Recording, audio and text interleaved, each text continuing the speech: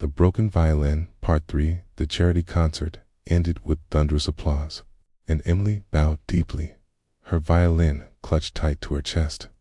She thought that would be the last time she stood on a grand stage. But fate had a way of surprising her. The invitation one afternoon, a letter arrived in the mail. Emily tore it open, her hands trembling. It was an invitation from the State Philharmonic Orchestra. They wanted her to perform as a guest soloist at their spring gala night, where world-class musicians gathered. Emily's breath caught in her throat. The Philharmonic. It was the kind of stage she had only dreamed of. But fear quickly crept in. Her violin was still cracked, the wood worn and scarred. How could she possibly walk into a hall filled with gleaming instruments and polished performers with her battered companion? Her mother placed a gentle hand on her shoulder. "Emily," she said softly, "that violin carries your father's spirit, your story, your courage. You don't need a perfect instrument. You've already proven you can make it sing." Emily swallowed her doubts. "Then I'll go. But not for me, for the people who need to hear what broken things can do." Arrivals returned to Emily, prepared for the gala. She received an unexpected message. It was Vanessa, the rival, who had once mocked her after her first big performance.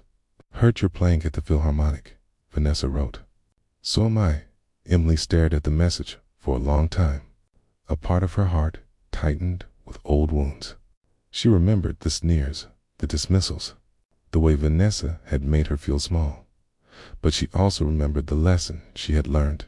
Perfection isn't what touches life's honesty does. So she typed it back. "Then let's both give them something to remember."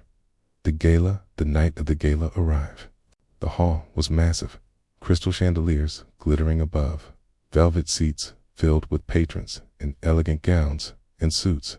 Musicians tuned their flawless instruments, their bows gliding effortlessly. Emily stood backstage, clutching her violin.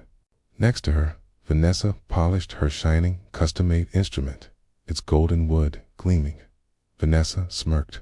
"Still playing that broken thing?" Emily smiled, steady this time. "Yes, because sometimes the broken things are the strongest." The performance, when Emily stepped onto the stage, the audience quieted. She raised her bow and closed her eyes. The first note rang out, raw and trembling, but alive. She poured herself into the music, every fear, every hope, every scar. The broken violin carried her heart into every corner of the hall by the middle of her piece. She wasn't playing notes anymore. She was telling a story of loss, of love, of finding strength in weakness. And the audience leaned forward, their eyes glistening. When she finished, silence filled the hall. For a heartbeat, Emily feared she had failed. Then the applause erupted, drawing, rising, unstoppable. People stood, clapping with tears streaming down their faces. Vanessa's realization. Vanessa followed with her piece. Her performance was flawless, every note sparkling, every technique perfect. Yet when she finished, the applause was polite, not thunderous. Backstage, she cornered Emily, her voice trembling. "I don't understand. I played better than I've ever played. But she gestured toward the crowd, still buzzing. "They connected with you." Emily looked at her gently. "Because music isn't just about being perfect. It's about being real. And sometimes brokenness speaks louder than perfection." Vanessa's face softened. For the first time, she wasn't sneering, she was listening. A new beginning after the gala. Emily's life changed again. The Philharmonic offered her a chance to tour, but she didn't take it. Instead, she chose something different. She began a foundation called the Broken Strings Project, dedicated to giving underprivileged children access to instruments and lessons. Her belief was simple.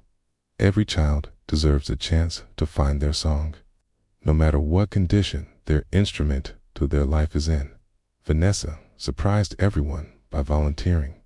Slowly, the two rivals built a fragile friendship, working side by side to bring music into the lives of children who had never dared to dream. The final song, one evening. Years later, Emily stood before a group of children at a small community center. Her violin was older now, the cracks deeper, but still strong.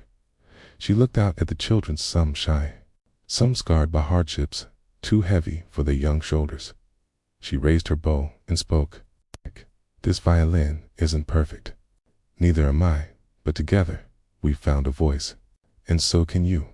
The first notes filled the room, and as the music rose, the children listened, not just with their ears, but with their hearts. Emily realized then that her journey had come full circle. She was no longer just a girl with a broken violin.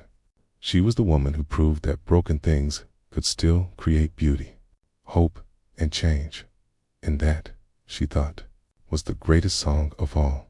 Moral of the story: the broken violin reminds us that life's cracks and scars don't make us weaker, they make us real. True beauty isn't found in perfection, but in the courage to share your story, even when it's messy. Sometimes the most powerful music comes from the most broken instruments.